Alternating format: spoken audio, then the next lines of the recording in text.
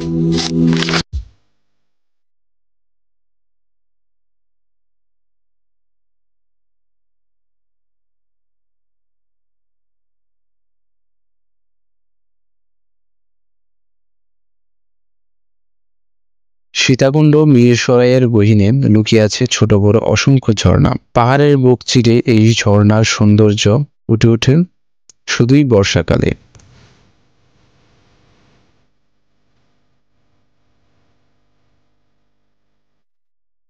আজ অক্টোবরের 25 তারিখ। আজ যাচ্ছি আমি কমলদহ ট্রেল।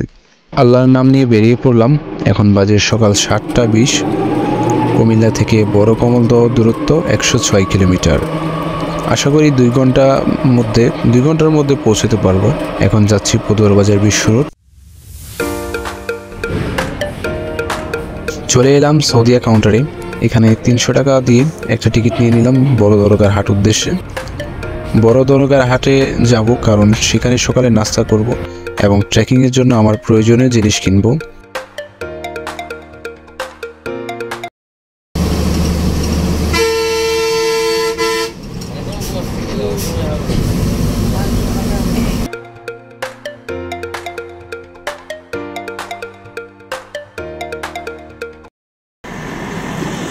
দীর্ঘ 2 ঘন্টা 20 মিনিট পর আমি বড় দারোগার হাট এসে পৌঁছলাম। এখন এখান থেকে আগে সকালে নাস্তাটা সেরে নিব। দেন হ্যাংলাইট, পানি, স্যালাইন, কেক নিয়ে নিলাম। একটা মিশক নিয়ে এখন যাচ্ছি কমলদহ রেল লাইনের সামনে। ভাড়া পড়েছে রিজার্ভ 70 টাকা। লোকালি একজন 20 টাকা করে নেয়। সো চলে এলাম রেল লাইন। এখন এখান থেকে শুরু হবে আমার ট্রেকিং। আমি পাহাড়ে কখনো ট্রেকিং করিনি, এটাই আমার প্রথম। ফুল অফ অ্যাডভেঞ্চার অপেক্ষা করছে আমার জন্য। দেখা যাক কি হয়। খোঁজ নিয়ে দেখেছি আশেপাশের মধ্যে এটাই সবচেয়ে বড় ট্রেল। এই ট্রেলে বর্ষাকালে 4 থেকে 5টি ঝর্ণা দেখা মিলে।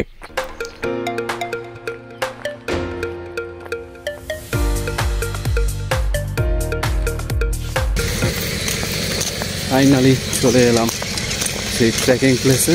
এখন আমার পায়ে হেঁটে যেতে হবে। দেখা যাক কতটুকু পথ হাঁটতে হয়। একটু সামনে আসলেই দেখতে পাবেন এ ধরনের কিছু খাবার হোটেল আছে।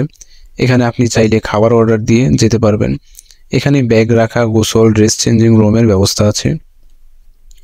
ব্যাগ জমা দিয়ে একটা লাঠি নিয়ে শুরু করলাম হাঁটা।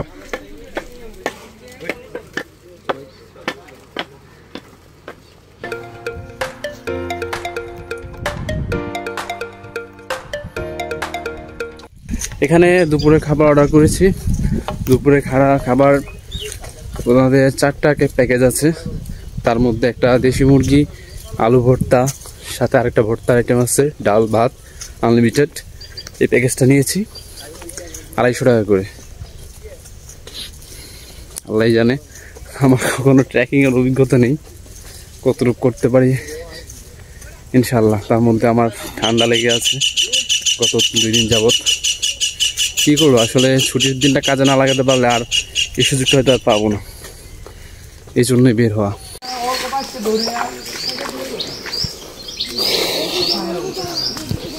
দুই পাশে পাহাড়, মাঝখান দিয়ে ঝিরিপথ, সবুজ প্রকৃতি, দুপাশের গ্রামীণ পরিবেশ, ফ্রেশনেস একটা ভাইব দিচ্ছে। এখন যেহেতু অফ সিজন, তাই পর্যটকের পরিমাণ একটু কম মনে হচ্ছে আমার কাছে। শুনলাম রাতে নাকি বৃষ্টি হয়নি, আল্লাহ ভালো জানেন পানি আছে কি না।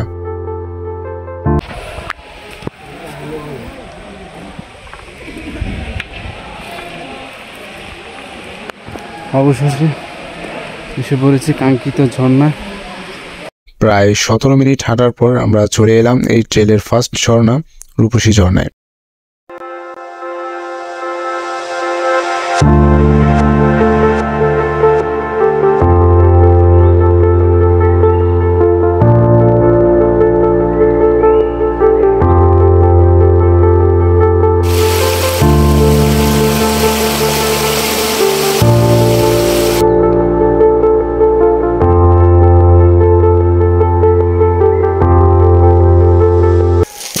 রূপসী ঝর্ণা দেখে একটা ছোট ঝর্ণা দেখলাম।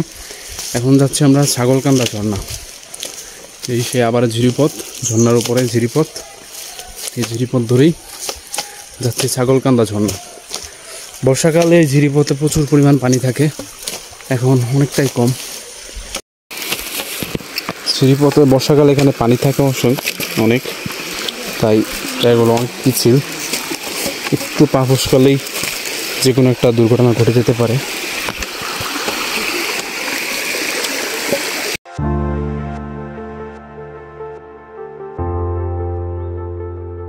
শহরের কোলাহল থেকে অনেক দূর সবুজের অরণ্যের মাঝে একটি ঝিরিপথ দিয়ে হেঁটে যাচ্ছি। মাঝে মাঝে পাখির শব্দ শোনা যাচ্ছে, আর ঝিরির পানির শব্দ একমাত্র আমার সঙ্গী। আমার সাথে যারা ছিল তারা অনেক দূর চলে গিয়েছে। তাছাড়া এই ধরনের ট্রেকিং আমার ফার্স্ট টাইম, তাই একটু স্লোলি দেখে শুনে হাঁটছি।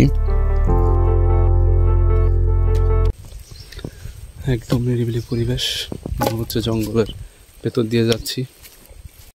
অনেক দূর হাঁটতে হাঁটতে দুইটা রাস্তার মুখে এসে পড়লাম। এখন বাম দিকের এই রাস্তা ধরে হাঁটবো। এদিকে একটা ঝর্ণা, এদিকে আরেকটা ঝর্ণা। আমার ডেস্টিনেশন হলো ছাগলকান্দা ঝর্ণা, তাই বাম দিকে যাব। রাস্তাগুলো হেভি স্লিপি আর খুবই রিক্স, পাথরের রাস্তা তো খুবই পিছলা হয়ে আছে।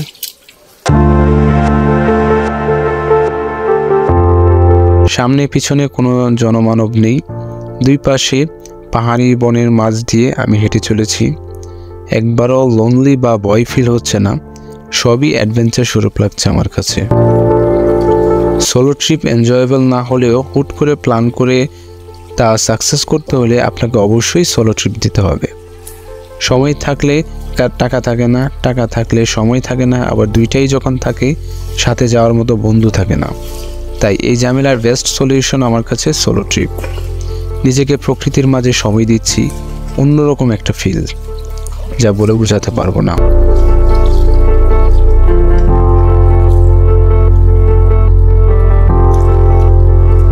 এই কমলদহ ট্রেলের সবচেয়ে সুন্দর জিনিসটা হলো এই ঝিরিপথ দিয়ে অনেক দূর হাঁটা।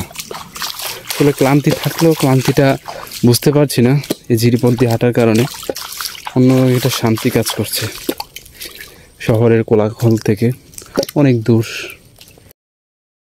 কোন রাস্তা দিয়ে যেতে হবে জানা নেই, কাউকে জিজ্ঞেস করবো সেটাও পসিবল না। এই অ্যাডভেঞ্চার ফিলটা জাস্ট অসাম। স্যালাইন পানি খাচ্ছি, ক্লান্তিটা কিছুটা হলো দূর হবে। হইচই শুনে বোঝা যাচ্ছে যে অলমোস্ট চলে এসেছি। আলহামদুলিল্লাহ, পুরো রাস্তাটাই আমার কাছে অ্যাডভেঞ্চার স্বরূপ লেগেছে, কারণ জীবনে ফার্স্ট টাইম এই ধরনের ঝিরিপথ পার দিচ্ছি, এই ধরনের ট্রেকিং করছি, তাও আবার একা। সবচেয়ে মূল কথা হলো এটা ছিল, আমার সাথে দুজন ছিল, ওনারা সামনে চলে গেছে। পিছন থেকে আমি কাউকে দেখতে পাচ্ছি না আমার সাথে কেউ আসবে বা আমার সাথে জয়েন করবে। সবাই শুধু সামনে থেকে আসছে, মানে চলে যাওয়ার পথে আছে। আমি মনে হয় লাস্ট, অথবা আমার পিছনে যারা আছে অনেক দূর, আশেপাশে আমি কাউকে দেখতে পাচ্ছি না। সো আলহামদুলিল্লাহ, ভালো ভালো ট্রেকিং করে আসতে পেরেছি। যাওয়ার পথটা আল্লাহ পাক সহজ করে দিলেই হয়। আসলে কঠিন কোনো কিছু না, মনে সাহস থাকলে সবই সম্ভব। এখানে একটু সাবধানতার সাথে যেতে হবে, কারণ গভীর কিছু কিছু পাথরের অন্তঃস্থল আছে, একদম গভীর। ফাইনালি প্রায় 1 ঘন্টা হাঁটার পর চলে এলাম ছাগলকান্দা ঝর্ণায়। আলহামদুলিল্লাহ, যা পানি আছে এতেই শুকরিয়া। অফ সিজনে এসে এটাও আশা করা যায় না। ক্যামেরায় কেমন দেখা যাচ্ছে জানি না, কিন্তু সত্যি ভালোই পানি পেয়েছে আলহামদুলিল্লাহ। ঢাকা থেকে ইউনিভার্সিটি স্টুডেন্টরা এখানে রক ক্লাইম্বিং করছে, রশি বেয়ে পাহাড়ে ওঠা নামা করছে। পাহাড়ে এই ধরনের অ্যাক্টিভিটিস করতে ট্রেন্ড আপ হতে হয়। ঝর্ণার পানি দেখে নিজেকে আর আটকে রাখতে পারলাম না।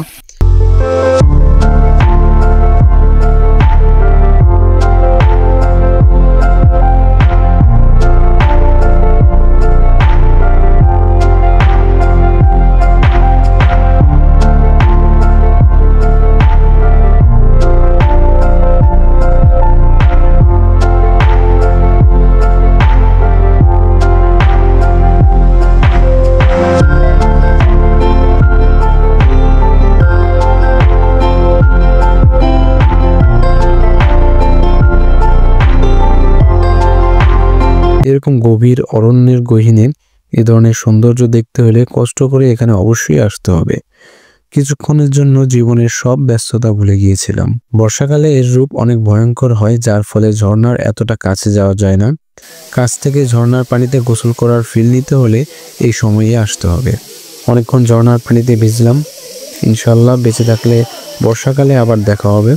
এখন আর এখানে লেট করব না, দুপুর 2টা বেজে গেছে অলরেডি।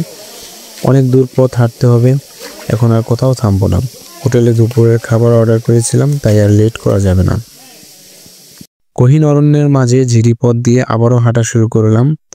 আসলেই আমরা প্ল্যান করে অনেক কিছু সফল করতে পারি না, কিন্তু হুট করলেই করা হয়। আলহামদুলিল্লাহ একা আসতে পেরেছি বলেই এই অ্যাডভেঞ্চার ফিল নিতে পেরেছি।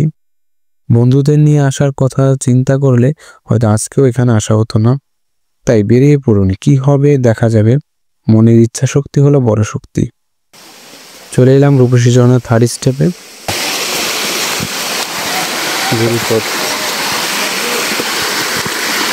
এই হলো রূপসী ঝর্ণার চূড়া। এখান থেকে বয়ে যাচ্ছে রূপসী ঝর্ণা।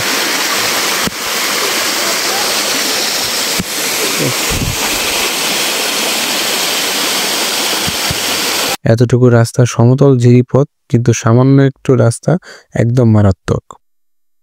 হাতে লাঠিটাও রাখাটা রিস্ক। দড়ি ধরে ধরে উঠতে হয়, কোনো সাপোর্ট নেই। একদম খারাপ এভাবে গেছে, রশিতে ধরে ধরে নামতে হয়। আমি আটকে গেছি, আমার হাতে লাঠি আর এক হাতে ব্যাগ। এইভাবে নামলাম।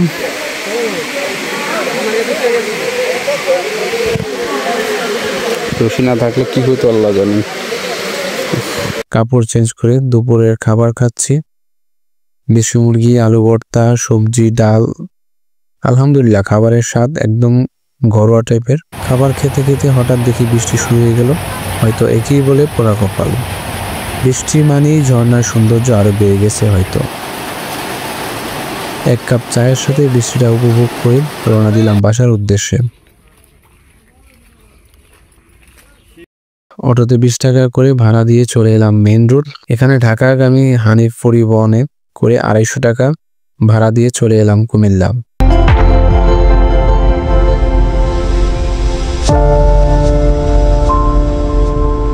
আলহামদুলিল্লাহ সবকিছু সুন্দরভাবে সুস্থভাবে শেষ করতে পেরেছি। ইনশাল্লাহ দেখা হবে আবার নতুন কোনো ভিডিওতে, নতুন কোনো প্লেসে। সেই পর্যন্ত ভালো থাকবেন। আল্লাহ হাফেজ।